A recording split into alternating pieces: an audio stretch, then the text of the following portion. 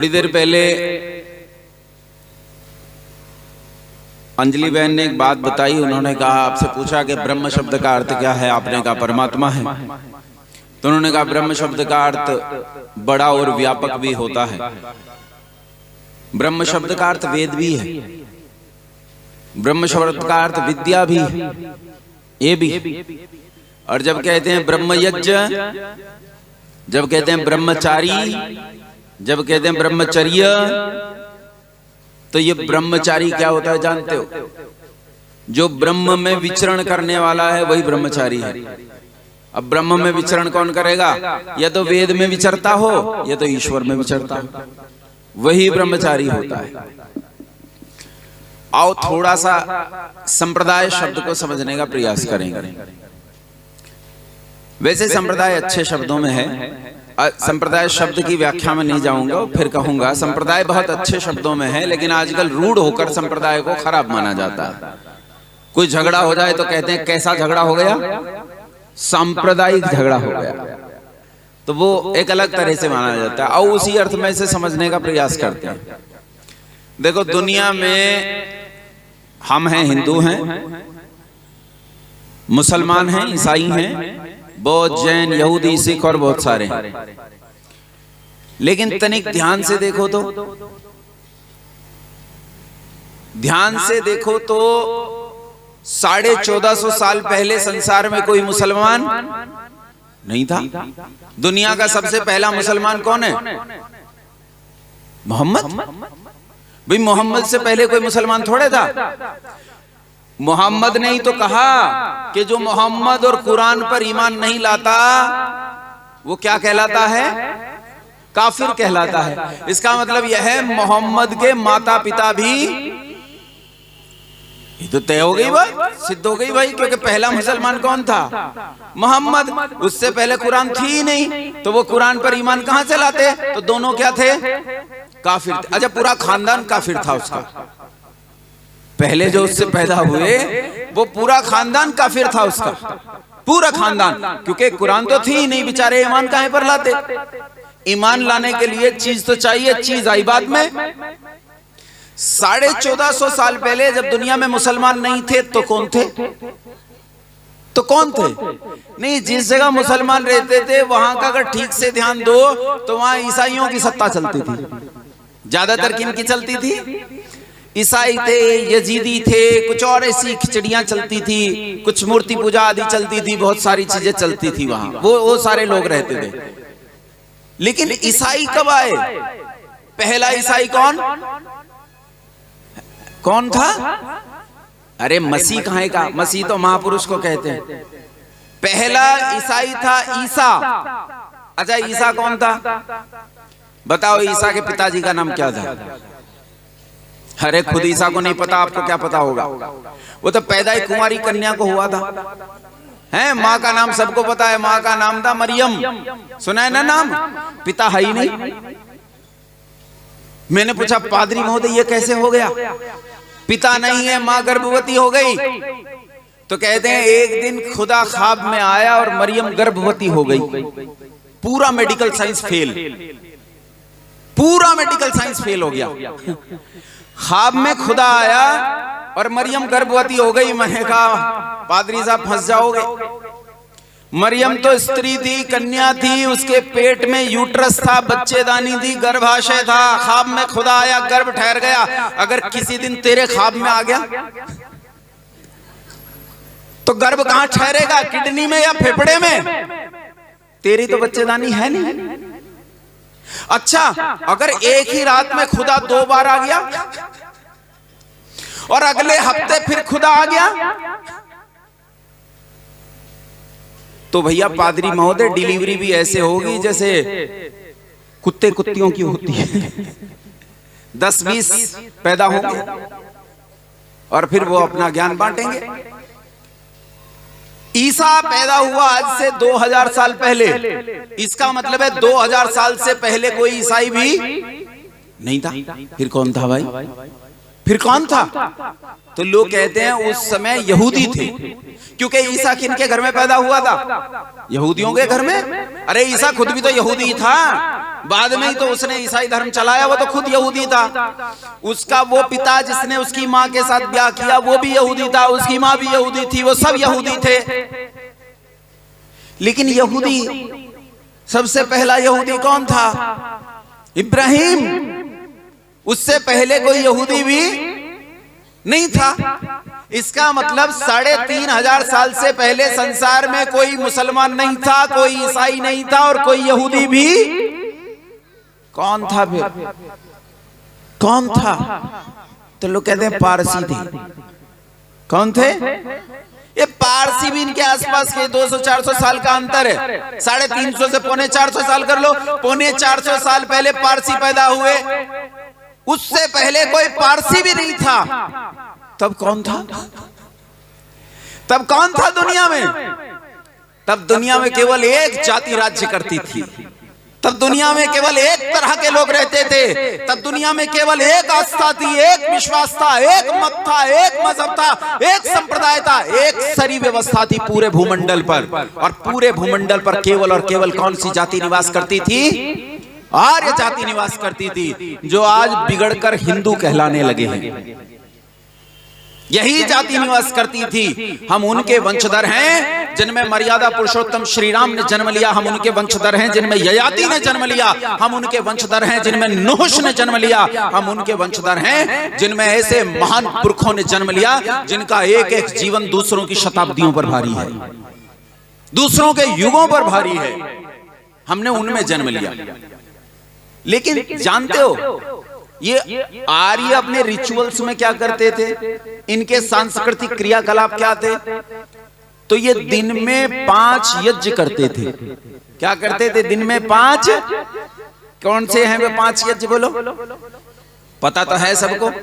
ब्रह्म यज्ञ यानी संध्या, दूसरा होता है देव यज्ञ, तीसरा पितृयज्ञ, चौथा अतिथि यज्ञ और 5वां बलि वैश्वदेव यज्ञ। पहला क्या है? ब्रह्म यज्ञ संध्या, 2 समय सुबह शाम वो करते हैं ना, रोज खड़े होके ओम जय जगदीश हरे, स्वामी जय जगदीश हरे, भक्त जनों के संकट क्षण में दूर करें, यही संध्या है। बस ये संध्या हिंदी में कर दी गई। संध्या किस में कर दी? हिंदी में कर दी। थोड़ा सा सही है इसमें और थोड़ा सा गलत है। एक पंक्ति आती ना, मैं मूर्ख, मैं तो नहीं हूं भाई, मैं क्यों कह दूं? मैं उसमें आता मैं मूर्ख खल कामी, मैं तो मूर्ख नहीं हूं। मैं क्यों मान लूं मैं मूर्ख हूं? मैं तो नहीं मानता। अरे पढ़ा लिखा हूं, बुद्धि लगाता हूं, तर्क लगाता हूं, तू मूर्ख है? ये भी नहीं मूर्ख। ये मेरी लड़की भी मूर्ख नहीं है, मैं भी मूर्ख नहीं हूं, बाप बेटी में दोनों कोई मूर्ख नहीं है। तो हम क्यों खड़े होकर कहें कि मैं मूर्ख खलकामी? कहना चाहिए। थोड़ा सा गलत है, थोड़ा सा सही भी है। इसे ही अगर वेद के अनुकूल करने लगो तो सब सही हो जाएगा। उसे ब्रह्म यज्ञ कहते हैं। आपने सुबह ये संध्या की थी, शाम को संध्या की थी, और ये संध्या 2 समय करनी चाहिए। अगर संध्या ना करो तो ऋषियों ने इसके लिए कानून बनाया है। कहते हैं यो न तिष्ठति पूर्वाम यो न उपासते पश्चिमाम स साधु बहिष्कार्य सर्वस्मात् द्विजकर्मणा। जो सुबह और शाम संध्या नहीं करते, ऐसे लोगों को पकड़कर समाज से बाहर निकाल दो। उन्हें समाज में रहने का कोई अधिकार। लेकिन अभी तो उल्टा ही है, जो संध्या करेगा ये शायद उसे ही पकड़ के बाहर निकाल दे। लेकिन संध्या करनी चाहिए। दूसरा है देव यज्ञ। देव यज्ञ होता है अग्निहोत्र। सुबह जो यज्ञ करते हो ना, वो अग्निहोत्र कहलाता है। अच्छा, ये तो विशेष हो रहा है। वेद मंदिर है, प्रतिदिन जो होता है वो भी विशेष होता है। लेकिन अगर सच में रोज का दैनिक यज्ञ घर में करो तो 9 मिनट से ज्यादा नहीं लगती हैं। 8 से 9 मिनट में खत्म हो जाएगा। संकल्प पाठ से शुरू होता है। ईश्वर स्तुति प्रार्थना उपासना इसका हिस्सा नहीं। संकल्प पाठ से शुरू होगा, आचमन करो, अंग स्पर्श करो, दीप प्रज्वलन, उसके बाद 16 आहुतियां हैं आपकी, और 16 आहुतियों के बाद सर्वम वै पूर्णम स्वाहा, और यही यज्ञ समाप्त। यज्ञ प्रार्थना आदि और बाद का जो पुरस्चरण है वो भी इसका हिस्सा नहीं। जो दैनिक करना चाहते हैं वो 8 से 9 मिनट अच्छा कर सकते हैं कि नहीं? वो अभी कह रही थी कि जहर खाने के लिए भी टाइम नहीं है। बताओ, 8-9 मिनट सुबह, 8-9 मिनट शाम होती हैं कि नहीं? एक व्यक्ति कहता है अगर 2 समय ना कर सकूं तो मैंने कहा 1 समय कर ले। तो बोले अगर एक समय रोज ना कर सकूं तो मैंने कहा साप्ताहिक रविवार में कर लो। तो बोले अगर रविवार में साप्ताहिक ना कर सकूं तो मैंने कहा पाक्षिक कर लो, अमावस्या पूर्णिमा को कर लो। मैंने बोला अगर पाक्षिक भी ना कर सकूं तो मैंने कहा मासिक कर लो। बोले अगर मासिक भी ना कर सकूं तो मैंने कहा त्रैमासिक कर लो। बोले अगर त्रैमासिक भी ना कर सकूं तो मैंने कहा डूब मरो। अरे इतना भी नहीं कर सकता तो और इससे नीचे कहां जाएगा। तो जो बहुत व्यस्त है, जैसे राजा आदि के लिए लिखा है कि उनके पुरोहित उनका यज्ञ करें, तो ऐसी व्यस्तता हो तो आप जो है रविवार को कर लो, नहीं तो प्रतिदिन यज्ञ करना चाहिए, बिना यज्ञ करे नहीं रहना चाहिए। तीसरा यज्ञ है पितृयज्ञ, माता पिता की सेवा। कैसों की? मरे हुओं की कि जीतों की? मरे हुओं की कौन कौन कर सकता है? हाथ उठाओ। एक आध मरे वो करी तो होगी, 15 दिन खूब की होगी, कितने दिन हो गए करी तो होगी, लेकिन इससे बचो।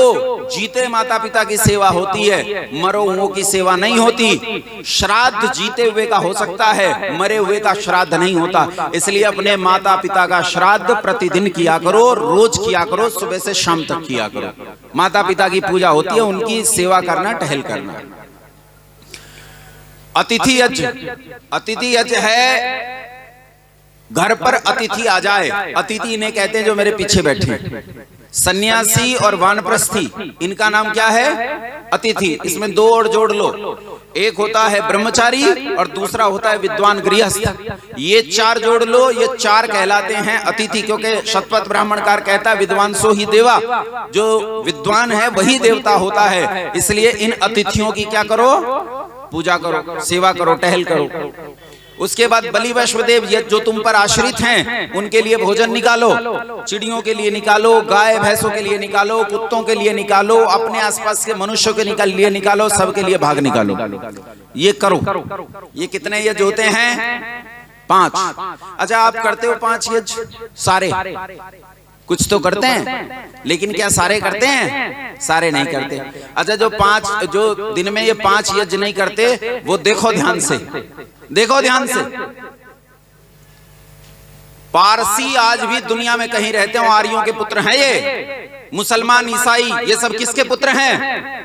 आर्यों से पैदा हुए आर्यों के पुत्र हैं। पारसी दिन में चाहे जहां रहते हैं, वो पंचमहायज्ञ तो भूल गए, ठीक ठीक क्या है, लेकिन आज भी दिन में 5 बार अग्नि जलाते हैं। आज भी उस पंचमहायज्ञ का किसी ना किसी रूप में पालन। पारसियों के बाद पैदा हुए यहूदी, यहूदियों ने कहा भाई ये दिन में 5 बार वेदी बनाना, उस पर यज्ञ करना, हवन करना, ये तो बहुत मुश्किल काम है, इसे थोड़ा सरल कर लें। तो दिन में 5 बार मोमबत्ती जला लिया करें। तो दिन में 5 बार मोमबत्ती जलाने लगे। उसके बाद इनसे बिगड़कर बने मुसलमान ना ईसाई। ईसाइयों ने कहा ये 5-5 बार भी काम ठीक नहीं है, रविवार के दिन जाओ और चर्च में मोमबत्ती जलाओ। अच्छा, ईमानदारी से बताओ, चर्च में जो मोमबत्ती स्टैंड होता है उसमें कितनी मोमबत्ती रखने की जगह होती है? 5 मोमबत्ती रखने की जगह होती है, 5। आज भी किसी ना किसी रूप में पंचमहायज्ञ का पालन कर रहे हैं। उसके बाद आया मोहम्मद ने कहा आग वाग का काम ही बेकार है, अरे सीधे भगवान का नाम लो, 5 बार भगवान का नाम लो, पंचमहायज्ञ हो जाएगा। मुसलमान आज दुनिया में 5 बार क्या अता करते हैं? नमाज। देखो आज भी अपने पिताओं की परंपरा को चाहे अपभ्रंश रूप में पाल रहे हैं या नहीं? किन्होंने छोड़ दिया? जो सीधे वंशज हैं, जो आज तक वंशज हैं, खुद को वंशज कह रहे हैं, उन्होंने छोड़ दिया, बाकी दुनिया सारी मान रही है। वापस लौटो। जो मान रहे हैं वो बढ़ रहे हैं, जो नहीं मान रहे वो घट रहे हैं। इसलिए मानो अपने पूर्वजों की ओर जाओ, नहीं जाओगे तो विनाश सुनिश्चित है, सुनिश्चित है विनाश। बस इतनी सी बात मुझे आप लोगों के बीच में कहनी थी आज। एक छोटी सी विनती, आग्रह, प्रार्थना, व्रत ये और आपसे करना चाहता हूं। अच्छा, कितने लोग हैं जो आज से अपने जीवन में यज्ञ लाएंगे, चाहे प्रतिदिन का लाओ, चाहे हफ्ते बार लाओ, चाहे पाक्षिक लाओ, चाहे मासिक लाओ, लेकिन जीवन में लाओ। कितने लोग हैं जो यज्ञ लाएंगे अपने जीवन में? हाथ खड़े करो। घर में हवन जरूर। कुछ को तो इधर महिलाओं को तो बहुत शर्म लग रही है, बोले कहां फंसा रहे हैं ये खाम का, बिना मतलब रोज स्वाहा स्वाहा में लग रहे हैं। अरे हाथ खड़े करो, जीवन में यज्ञ जरूर होना चाहिए। हाथ नीचे करो। अब यज्ञ की परिभाषा सुन लो, यज्ञ किसे कहते हैं। ऋषि दयानंद लिखते हैं, अग्निहोत्र से लेकर अश्वमेध आदि पर्यंत शिल्प विद्या और परोपकार के व्यवहारों का करना यज्ञ मानता हूं। अग्निहोत्र से लेकर, जो अग्नि जलाई उस अग्निहोत्र से लेकर अश्वमेध आदि पर्यंत। अश्वमेध यज्ञ कौन करता है? राजा करता है। तो यज्ञ को जन्म दो, अग्निहोत्र को जन्म दो और खींचकर कहां तक लेकर जाओ? अश्वमेध यज्ञ तक, कि कल मेरी पीढ़ियों में कोई एक पैदा हो जो अश्वमेध यज्ञ करने की ताकत जुटा सके, जो यहाँ चक्रवर्ती साम्राज्य स्थापित कर सके, जो इतना बड़ा काम कर सके, ऐसा हम पैदा करें। पर पहले हम अग्निहोत्र को तो जन्म दें। यहां से शुरू करेंगे तो वहां तक पहुंचेंगे।